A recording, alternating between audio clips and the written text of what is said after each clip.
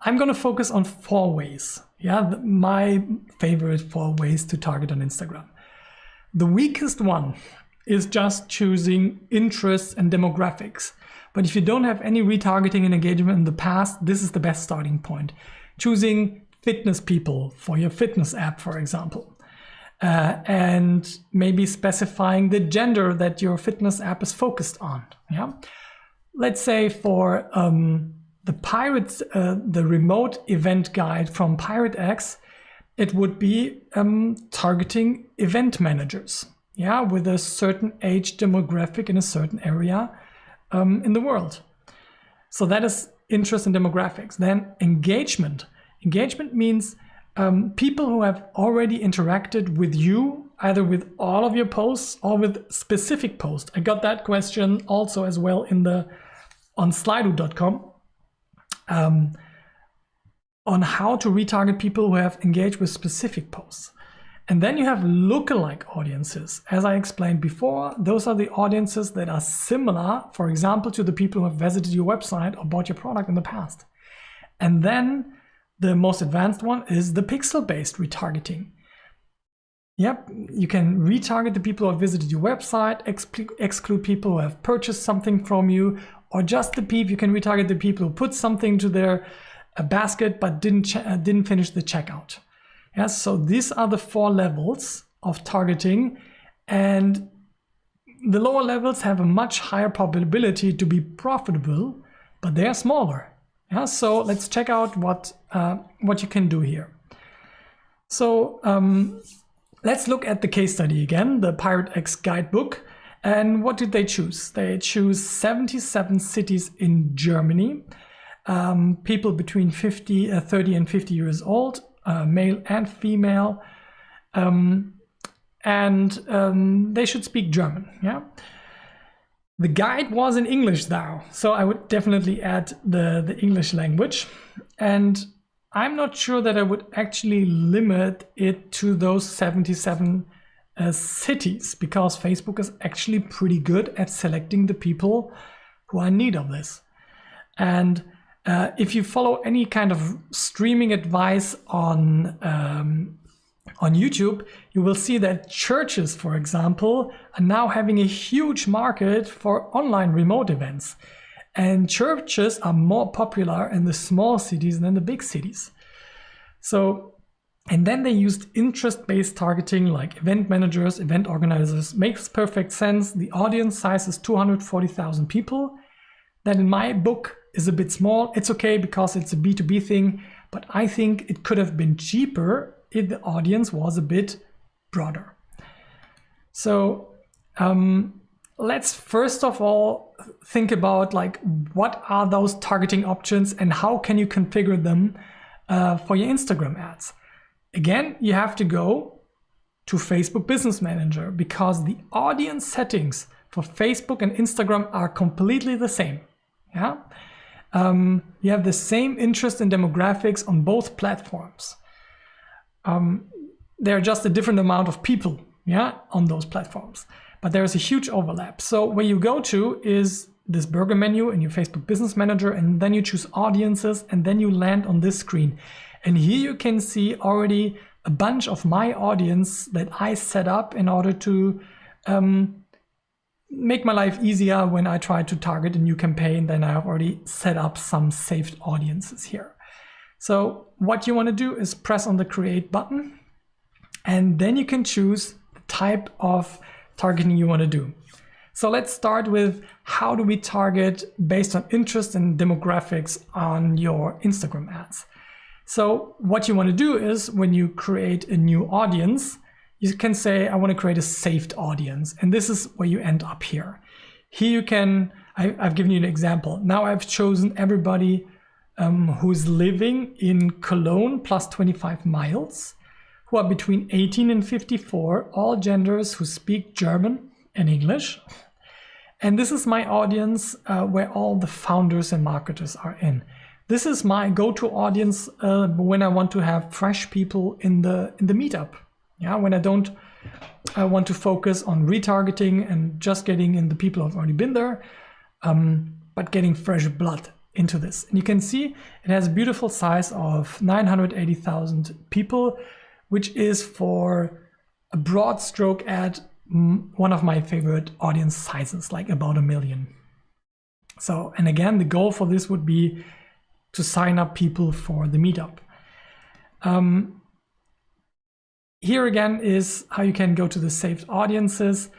And here are some examples of what you can do. So if you go to detailed targeting, which is this option here, this is where my eyes opened up for the first time. When I came from Google Ads, I was really focused on Google Ads at the time.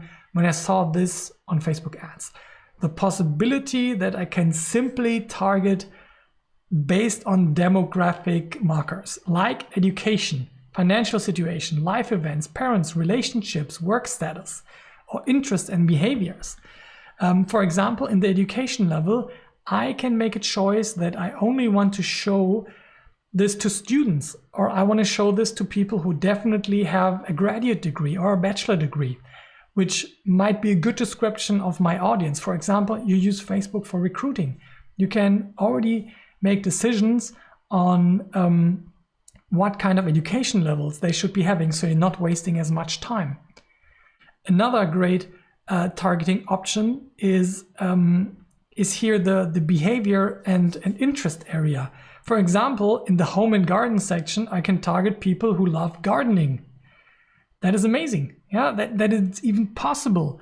How else would I do it? Of course, I could research the keywords that people are interested in gardening, but here I can just choose gardening and everybody who is in the gardening target group is in there. Question is, how did they get there? Of course, this is big data magic, and Facebook analyzes your behavior, what kind of posts you're interacting with, what kind of websites you have been visiting, where the Facebook pixel is installed, and you consented to being tracked, I hope at least. And this gives you those markers, and then we can retarget it. We can retarget just the people that we are most interested in. I think this is an amazing feature. And if you use this properly, for example, if you have the event book that you want to promote, you can now choose in different campaigns, different interest groups, and see what kind of interest groups convert cheaper to downloads of the guidebook. For example, an alternative to the event managers could be people who like big conferences, yeah, and just hope there are enough event organizers in there. And now you can compare people who love big conferences, like there's definitely an audience for the major conferences in the world, like Web Summit, yeah. And you can see, oh yeah, what compares? How does it compare? So that is the first way to do the targeting. The second way is engaged audiences. Engaged audiences for Instagram ads give you the ability, if you hear again, we are back on the audience tab, create audience, gives us the ability to target people who have been in touch with us before. So you can just press here on Instagram business profile or on Facebook page, and you have the option to target anybody who has liked, commented, visited your profile, sent you a message, watched a video for longer than 3 seconds, and without the Facebook pixel, you can create this audience, yeah, because the consent has been given when they signed up to Facebook. Yeah, so it's Facebook's data problem, yeah, not ours, at least for now. And that is the best option for you guys who are not allowed to install the Facebook pixel, or where maybe you can't do it right now because it's too complicated, or you have a mobile app and couldn't put in the Facebook SDK. So this is pretty easy. You just go in there, tell them, hey, please retarget up to 365 days after the engagement. Fantastic. But a sneaky beaky way I want to show you today is how to retarget people who have watched a certain video. And this also answers the question from Slido on how can I retarget people from specific posts. Let's say you make a promotion for the for this remote event guidebook, And you now know the people who have already engaged with the video that you showed them for longer than 3 seconds. You can now retarget them and show them a different ad. That not only gives you 3 times 15 seconds, as I've shown you before, but as many follow-ups as you like afterwards. How does it work?